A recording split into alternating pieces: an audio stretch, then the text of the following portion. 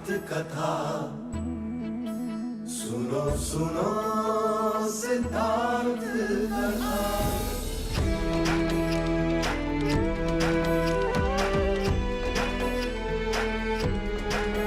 संसार में दुख का कारण क्या, संताप शोक का निवारण क्या। संसार में दुख का कारण क्या, संताप शोक का निवारण क्या। इस खोज में सब कुछ त्याग दिया, हर वैभव से वैराग लिया। वो सृष्टि से संयुक्त हुए, सिद्धार्थ से गौतम बुद्ध हुए।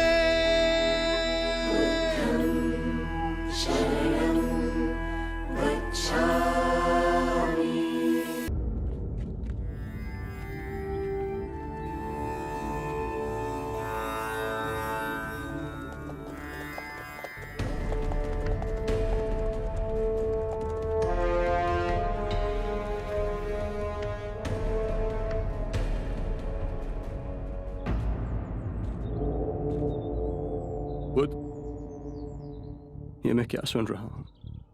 आप 3 माह पश्चात महापरिनिर्वाण लेंगे। आप हमें छोड़कर कैसे जा सकते हैं? इस अंधकार भरे संसार में केवल आप ही प्रकाश का स्रोत हैं प्रभु।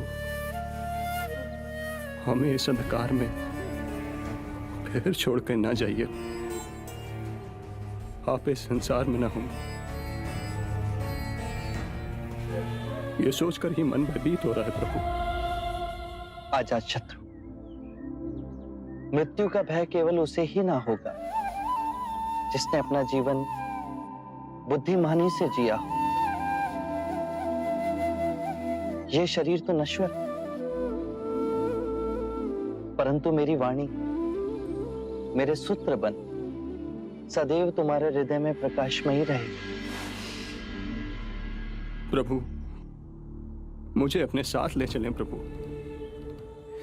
जीवन भर मैंने कोई मूल्यवान कार्य न किया। महानिर्वाण तक आपके साथ आपकी सेवा करने का सौभाग्य दें प्रभु।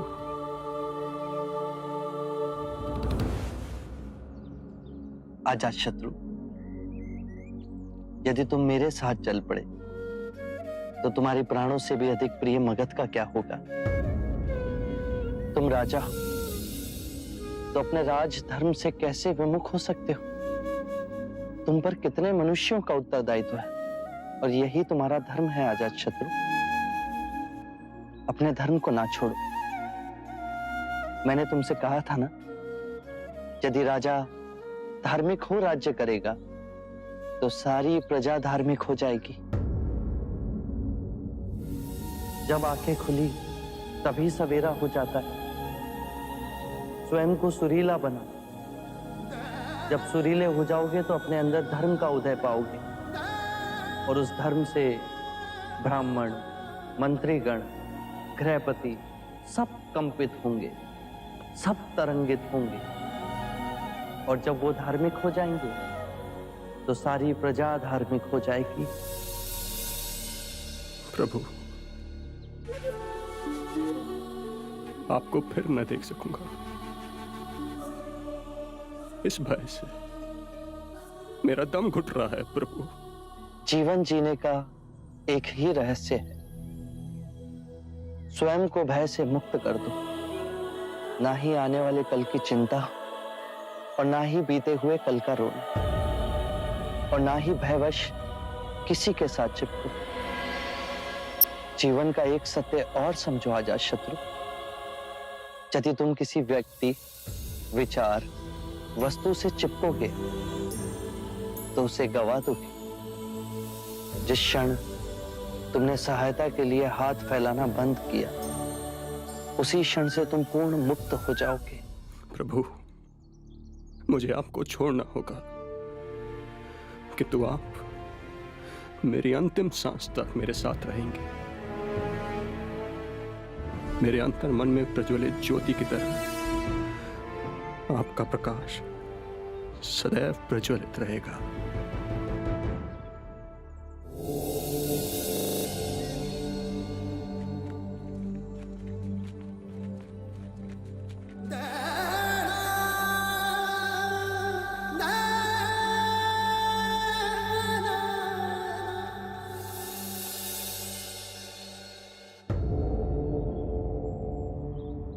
हम जैसे संसारी जीव आपके दर्शन पा कृतार्थ हुए। मेरे जैसे निम्न व्यक्ति का निमंत्रण स्वीकार कर हम सब पे बहुत बड़ी कृपा की। हम तो साधारण मानव हैं। क्या आप हम सबको धर्म के पद पे चलने का उपाय बताकर हम पर कुछ कृपा करेंगे?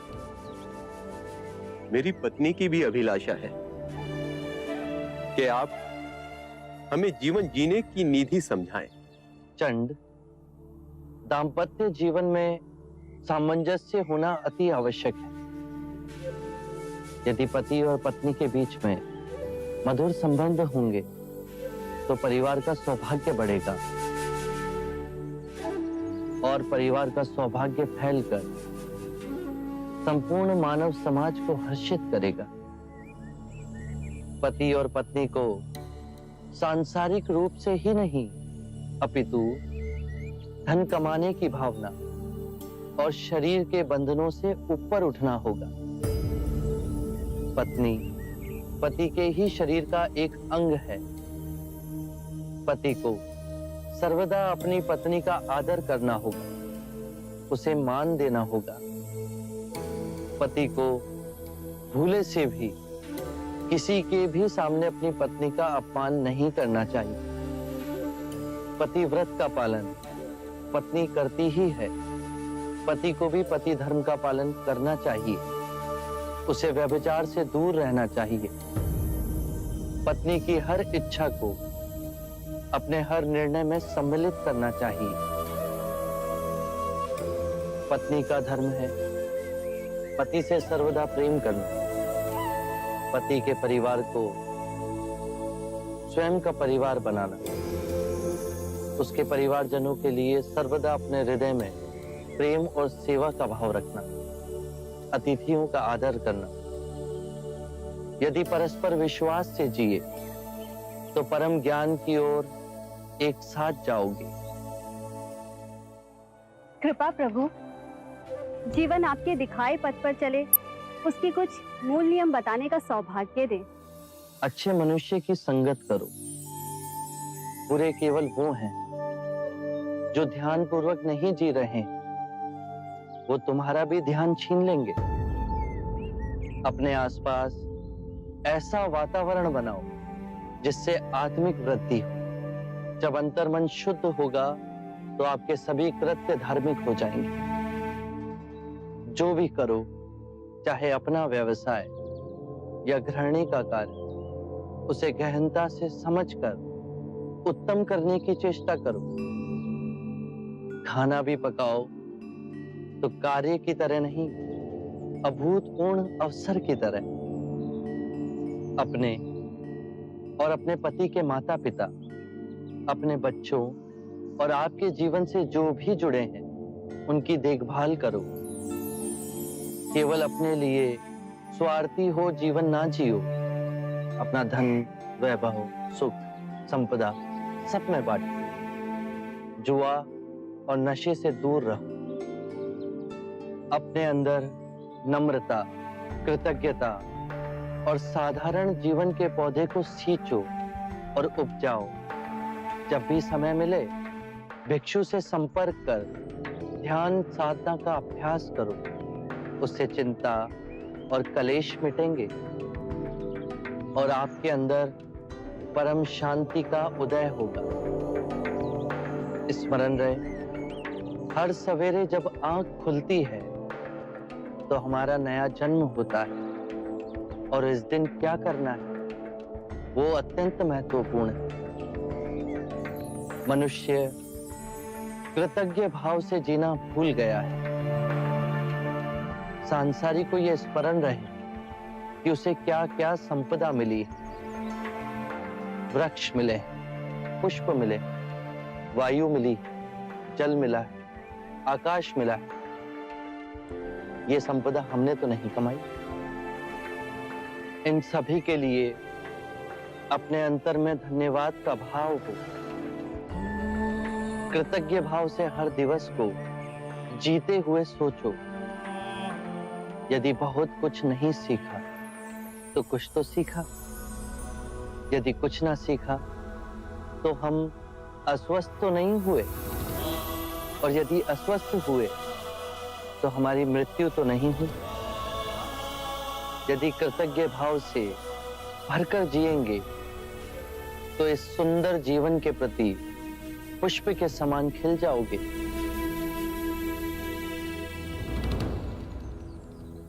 प्रभु, अब आप भोजन के लिए पधारें।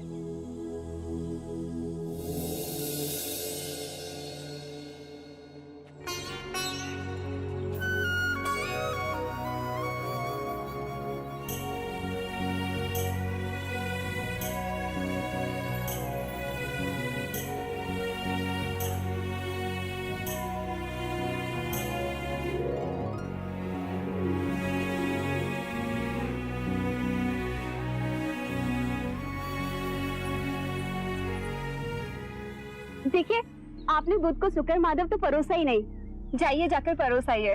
अरे हाँ, ये तो मैं भूल ही गया। जी। मैं अभी परोस के आता हूँ।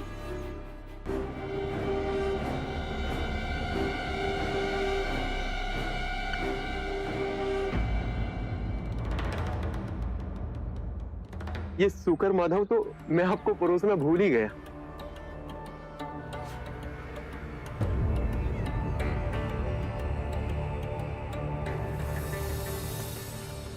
ये सोकर माधव बड़े प्रयास से मैंने चंदन के वृक्ष से तोड़ा है, बड़े प्रेम से मैंने आपके लिए बनवाया है। कृपया इसे ले लीजिए।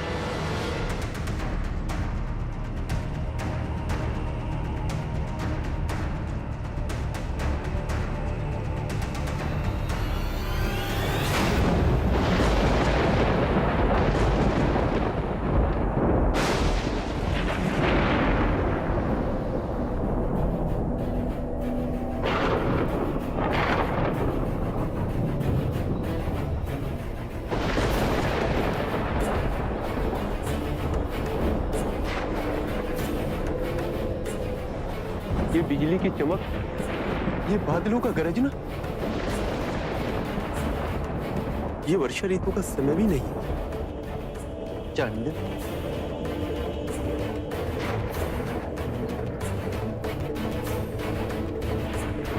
चंद, बचे हुए शुक्र माधव को धरती में गाड़ाओ। भूले से भी किसी को मत खिलाना।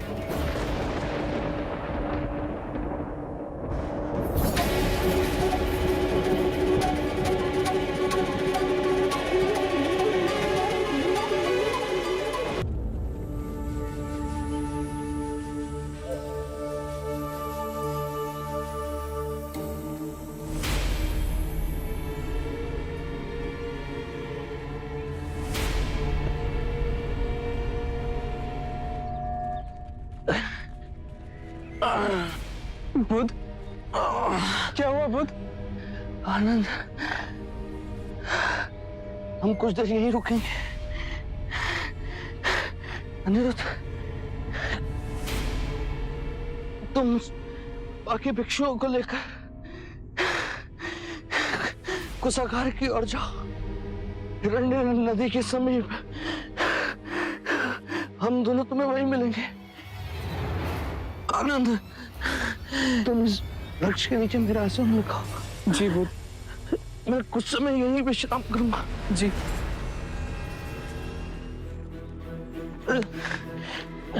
आइए बुद्ध।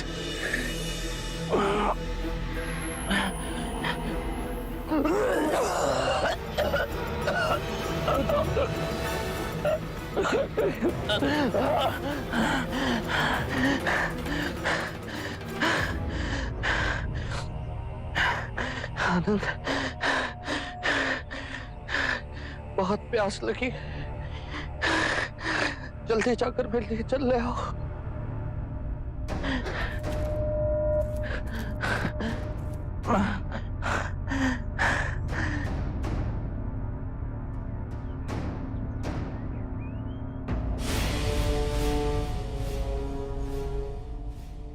ऐसा गंदा पानी नहीं दे सकता मैं बुद्ध को।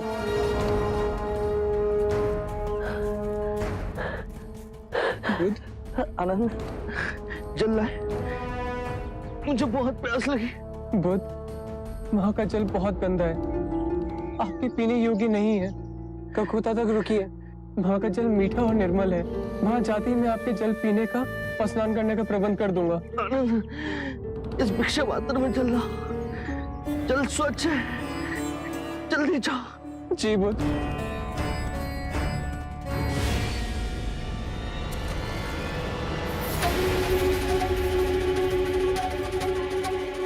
ये कैसे हो गया?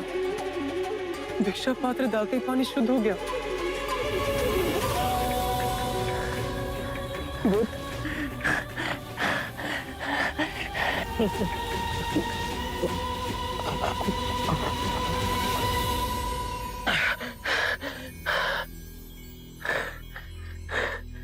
बुद्ध, मैं पहले गया तो ताल पूरा गंदा था। जब आपने दोबारा भेजा तो भिक्षा पात्र डालते ही पानी शुद्ध हो गया। ये अनोखी बात कैसे हुई? मेरी बात ध्यान से सुनो आनंद। हमारा सांसारिक शिष्य चंद, जिसके घर हमने भोजन किया था, वो मेरा अंतिम भोजन है।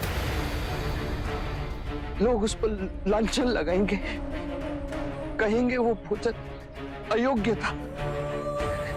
पर तुम उनसे कहना कि मुझे जीवन में 2 ही भोज अविस्मरणीय और रुचिकर लगे। प्रथम भोज जो मैंने परम सत्य पाने से पूर्व ग्रहण किया, और दूसरा जो महापरिनिर्वाण से पहले मैंने ग्रहण किया। चांद को व्यथा नहीं हो, उसे प्रसन्नता हो कि उन 2 भोजन में से एक भोजन उसने मेरे लिए परोसा था।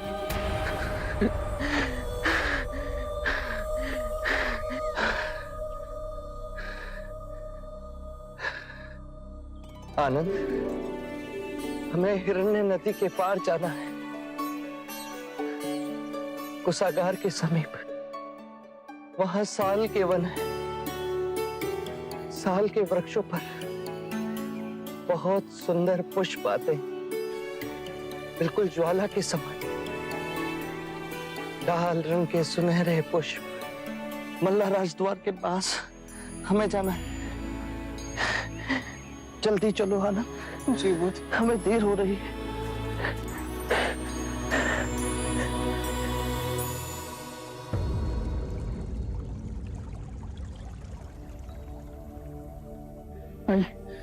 आराम से बुद्ध, आराम से।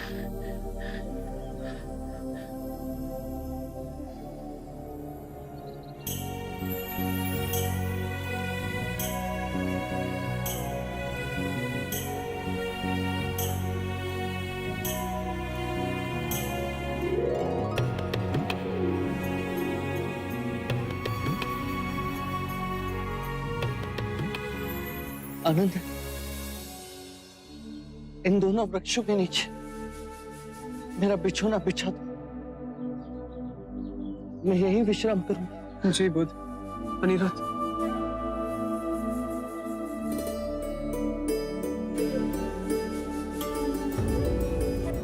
अनिरुद्ध, धर्म का स्वभाव तथागत है। तथागत का अर्थ है जो है, जैसा है। इसी अद्भुत तथागत से कमल का पुष्प उत्पन्न हुआ। तथागत से अनिरुद्ध का उदय हुआ। आप सभी का उदय हुआ, आनंद का उदय हुआ, इस संपूर्ण प्रकृति का उदय हुआ। जो भी तथागत से उत्पन्न हुआ है और जो भी तथागत में विलीन होगा, उसे हम तथागत कह सकते हैं। धर्म कहीं से नहीं उपजते और ना ही कहीं जाते हैं। धर्म केवल है और रहेंगे। आज से मैं और सारे भिक्षु आपको तथागत कहेंगे। आपको तथागत कह के हमें स्मरण होगा कि हम सब में तथागत का बिंदु है।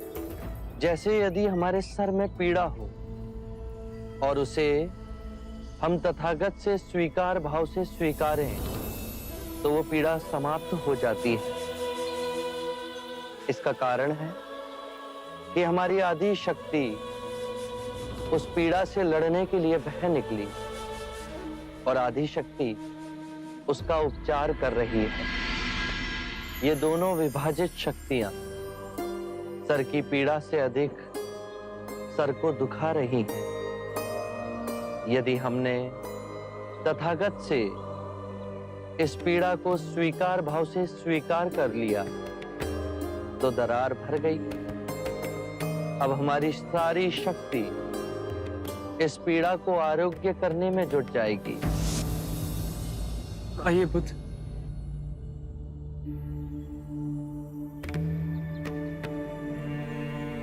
बुद्ध,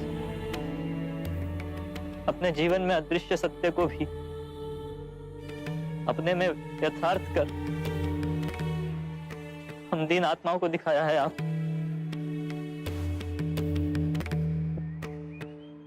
क्या हुआ भिक्षु अनिरुद्ध? आप तो धैर्यवान, फिर आज रो क्यों गए?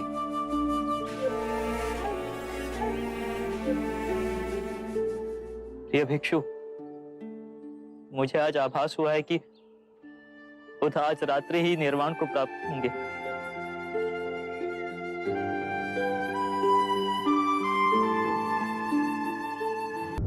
आनंद, मेरा सिर उत्तर की ओर होना चाहिए। मैं दाईं ओर लेटूंगा। जी बुद्ध।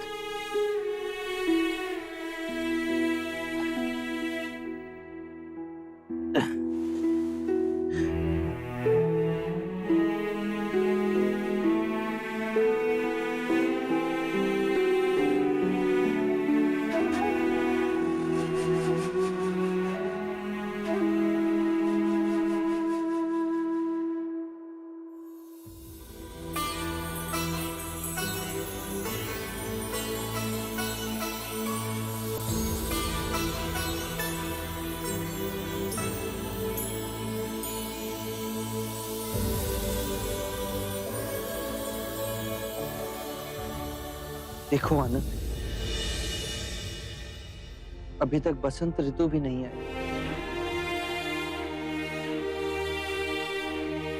और इन शाल के वृक्षों पर कैसे लाल पुष्प भर इन्हें झुका रहे हैं। देखो कैसे ये पुष्प वर्षा की एक एक बूंदों के समान मेरे वस्त्रों पर बरस रहे हैं।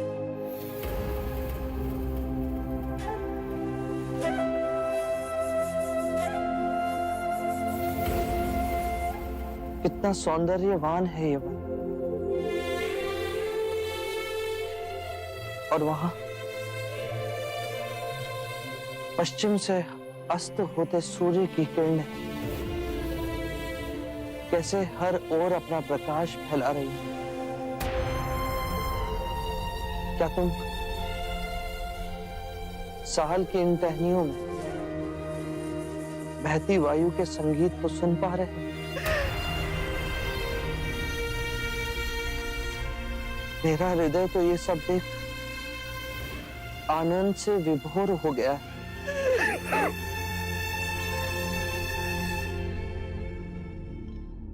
मेरे प्रिय भिक्षु, यदि तुम सच्चे हृदय से मेरे प्रति आदर और आभार व्यक्त करना चाहते हो तो धर्म को ही अपना कर्म बनाओ। हर क्षण को ध्यान में जियो।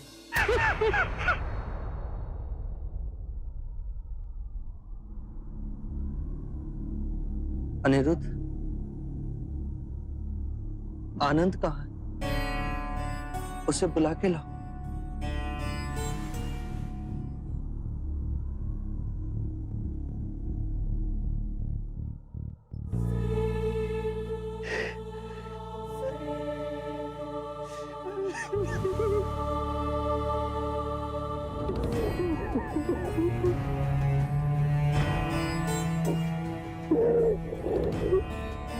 शांत हो जाओ आनंद। तुम्हें यूं रोता देख बुध व्यथित हो जाएंगे। शांत हो जाओ। चल, वो तुम्हें बुला रहे हैं।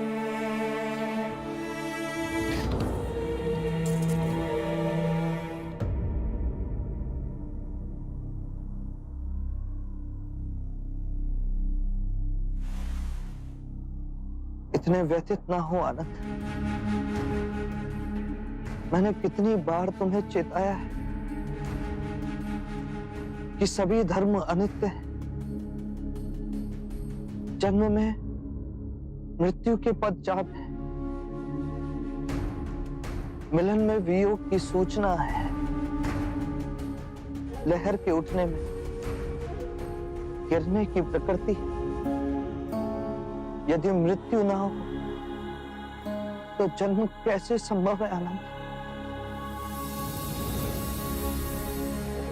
तुमने अपने हृदय और आत्मा से मेरी बहुत सेवा की। मैं तुम्हारा अत्यंत आभारी हूं। तुम में अनेक गुण, किंतु तुम इन सभी गुणों से आगे जा सकते हो। थोड़ा सा प्रयास करो तो तुम भी जन्म और मृत्यु के बंधन को काट सकोगे। तुम आत्म मुक्ति प्राप्त कर सकते हो, प्रत्येक दुख से उबर सकते हो। और मैं जानता हूं कि तुम ये सब कर सकते हो, और मुझे तुम्हारी इस चेष्टा से प्रसन्नता मिलेगी।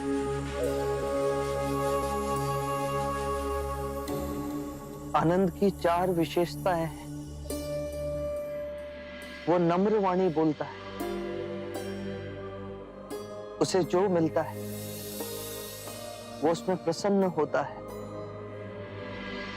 आनंद सबके लिए समान भाव से दयालु है, और आनंद का चुप रहना किसी को अच्छा नहीं लगता, मुझे भी नहीं। आनंद, तुमने कारण ना पूछ सर्वदा मेरी बात मानी। मेरे देह त्यागने के बाद बहुत से कार्य तुम्हें करने। तथागत, कृपया आप यहाँ दया ना त्यागिए। कुशीनार मिट्टी के घरों से बना एक छोटा गांव है। आपके महान निर्वाण के लिए इससे कहीं अधिक श्रेष्ठ स्थान है। राजगृह है, आपकी प्यारी श्रावस्ती है, कौसंबी है, वाराणसी है। कृपया ऐसे स्थान का चयन कीजिए जहां आपको अधिक से अधिक लोग देखने के लिए आए और आपके अंतिम दर्शन पा सके। आनंद, कुशीनारा तथागत को बहुत रुचिपूर्ण लगा।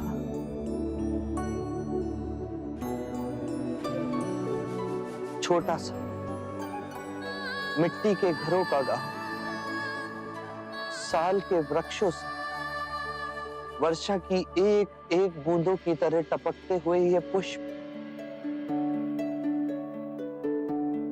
आनंद, देह त्यागने से पहले देखो मुझ पर किस तरह बरस रहे हैं।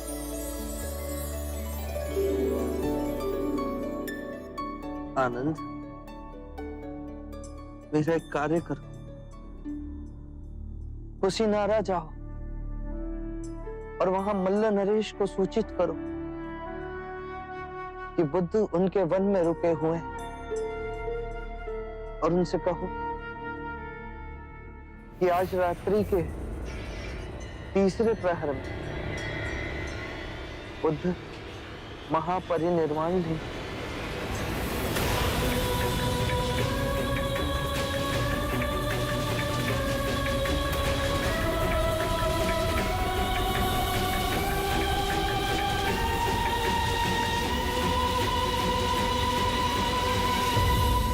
आज रात्रि के तीसरे पहर हम मां परिनिर्वाण लेंगे। हाँ आनंद, इसीलिए शीघ्र अतिशीघ्र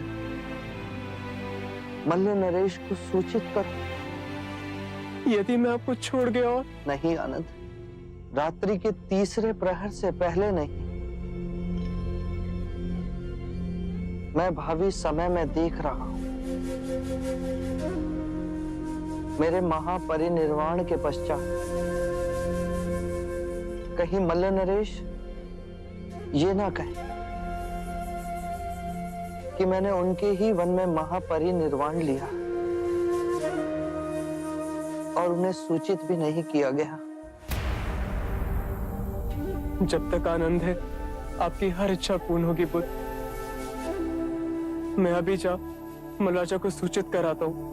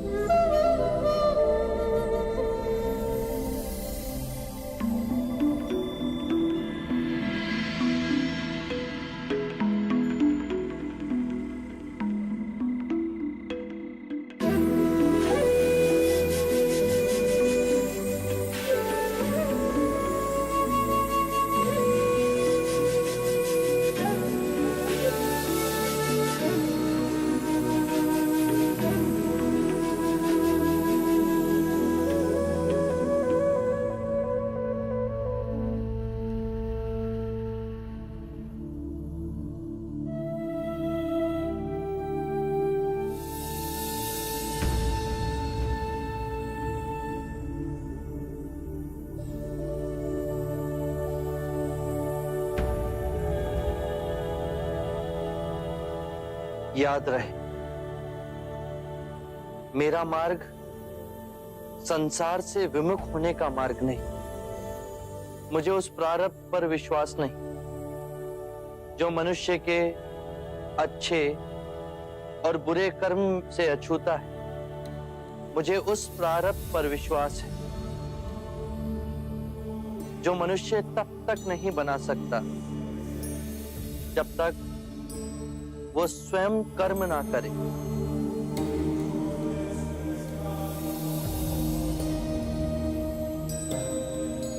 हमने मां समान पृथ्वी को दुखदाई बना दिया। संपूर्ण संसार दुख और पीड़ा से तड़प रहा, परंतु ये संसार दुख और पीड़ा का संग्रह नहीं। इस संसार में बुद्ध का निवास हो सकता है, किंतु उसके लिए हमें स्वयं बुद्ध को जगाना होगा। और अब उसका उत्तरदायित्व आप सब पर है।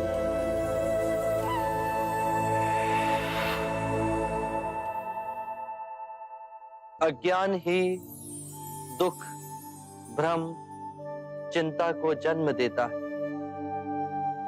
क्रोध, लोभ, अभिमान, स्वाभिमान, ईर्ष्या इसी अज्ञान की संतान है। माया का खेल विपरीत का है, दो रूपों का है, परंतु जीवन और मरण दो नहीं, एक ही है। हमें इस भ्रम को दूर करना है। यदि एक बार यह भ्रम दूर हो गया तो हम अपना संपूर्ण जीवन कारावास में नहीं, स्वतंत्रता में जी सकते हैं। शील, समाधि, प्रज्ञा और आर्य अष्टांग मार्ग से इस भ्रम को दूर किया जा सकता है। एक बार पुनः दोहराता हूं, सम्यक ज्ञान, सम्यक विचार, सम्यक वाणी, सम्यक कर्म, सम्यक आजीविका, सम्यक प्रयास, सम्यक चेतना और सम्यक एकाग्रता।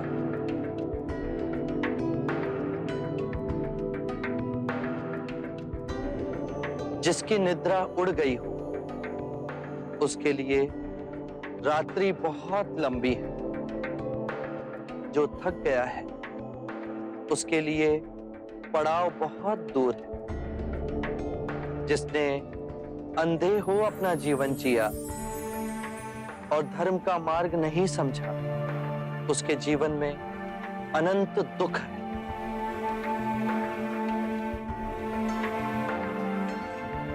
किसी भी बात पर, चाहे वो आपने कहीं पढ़ी हो या किसी महानुभाव का कहना हो या मेरे ही कहे हुए वचन ही क्यों ना हो, सहजता से विश्वास मत करना।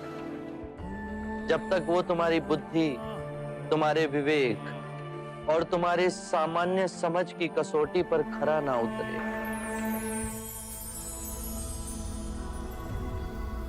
बुद्ध, और यदि परम ज्ञान के रास्ते में आपसे भेंट हो गई तो? यदि परम ज्ञान के मार्ग में कोई भी मिले उसे गले ना लगाना। यदि मार्ग में बुद्ध भी मिले तो उनके मुंह में भी मत हंसना। चाहे उस मार्ग पर तुम्हें पिता ही क्यों ना मिले, उनके मोहवश भी मत आना। अपने जीवन को पूर्ण स्वेच्छा से जीना, किसी के बंधन में ना जीना।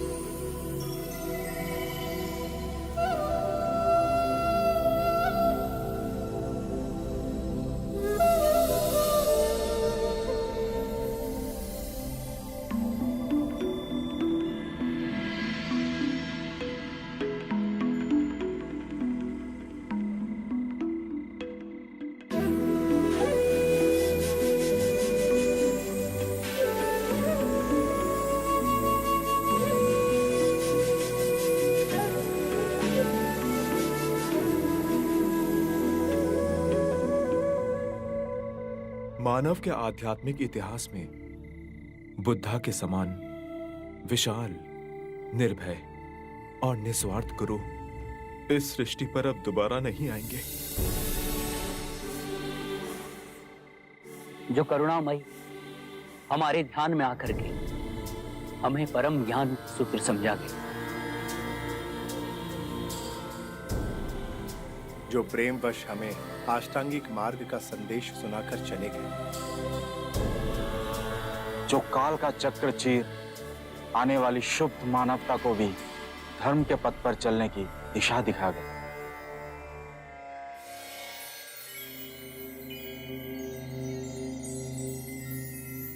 बुद्धं शरणं गच्छामि।